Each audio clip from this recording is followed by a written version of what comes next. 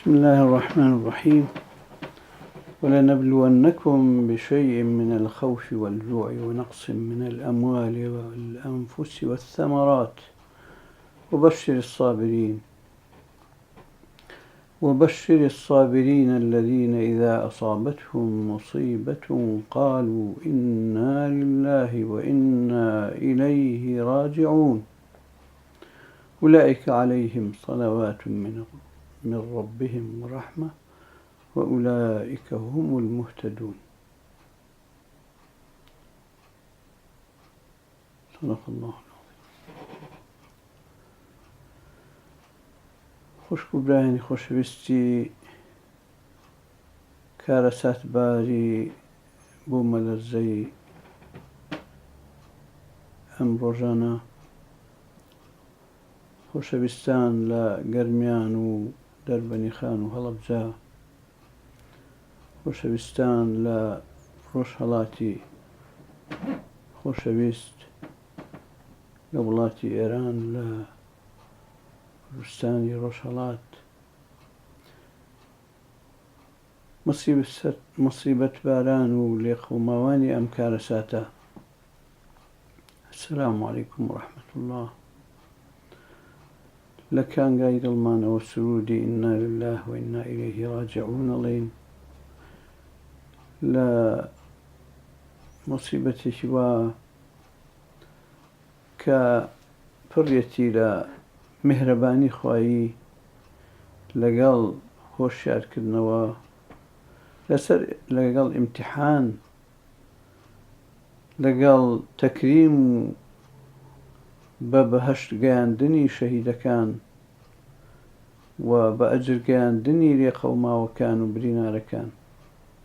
ومێدەکەین هەموو لە ئاستی ئەو خەڵاتە بین، هەموو یەقینمان بێ کە خۆی گەورە عەبدەکانی خۆی خۆشەوێ، وڵاتی عەبدەکانی خۆشەوێ، بەڵام تاقیکردنەوەش سونەتی خواییە. وەلەنەبلوەنەکم بەتەئکید ئیمتیحانە، ئیبتیلایە، وێ داواکارین کە خۆی گەورە بەرزمان بکاتەوە بۆ ئاستی سەبر، ئاستی شوکرانەی نیعمەتەکانی، ئاستی ئەوەی کە ئێمە بۆ لای ئەو ئەگەڕێینەوە چونکە موڵکی ئەوین. لەم بۆنە کارە ساتبارە پرسە و سەرخۆشی بۆ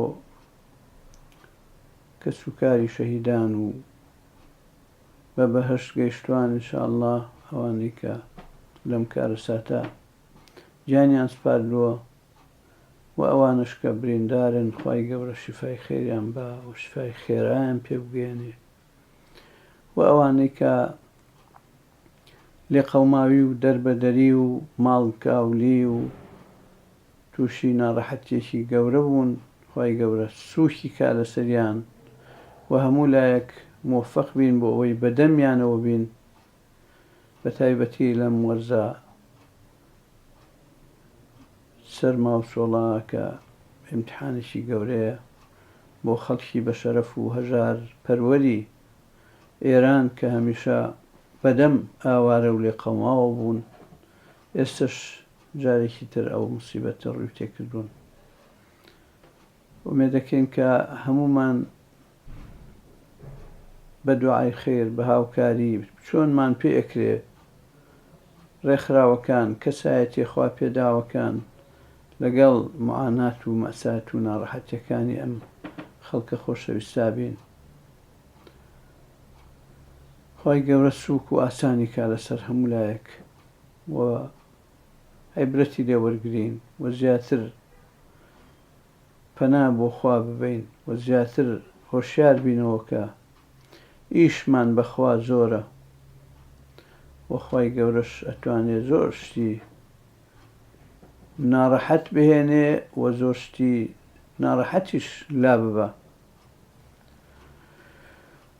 لێرەوە لە هەولێری پایتەختی هەرێمی کوردستانەوە سڵاو و درود بۆ گیانی شەهیدانی ئەم کارە ساتە، دوعای خێر بۆ بریندارەکان، دوعای سەبر و خۆراگری بۆ کەس و کاریان، دوعای تەوفیق و سەرکەوتن بۆ ئەوانەی بەدەم ئەم کارە ساتەوە ئەچن و خەمی خۆن و خەمی براو خوشکە لێ قەوماوەکانیان نەخۆن.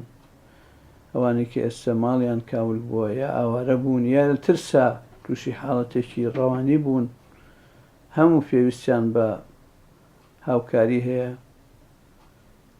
ئینشاءالله خەڵکی مسڵمانی ئەو ناوچانە بەدەم ئەم موسیبەتەوەن و سووکی ئەکەن لەسەر لێ قەوماوەکان. جارێکی تر ئینا لله و ئینا ئیلەیه ڕاجعون. والسلام عليكم ورحمة الله.